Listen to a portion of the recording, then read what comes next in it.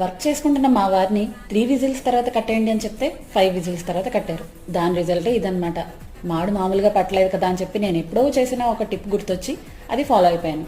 అదేంటంటే, ఇలా ఎప్పుడైనా అనుకోకుండా మాడిపోయినప్పుడు దాన్ని గంటలు గంటలు నానబెట్టకుండా దాంట్లో కొంచెం వాటర్ వేసి కొంచెం సర్ఫ్ వేసి కాసేపు మరిగించిన తర్వాత స్టవ్ ఆఫ్ చేసుకుని ఆ వాటర్ని పారబోసి కొంచెం వేడిగా ఉన్నప్పుడే స్క్రబ్బర్ తోటి బాగా స్క్రబ్ చేసుకోవాలి.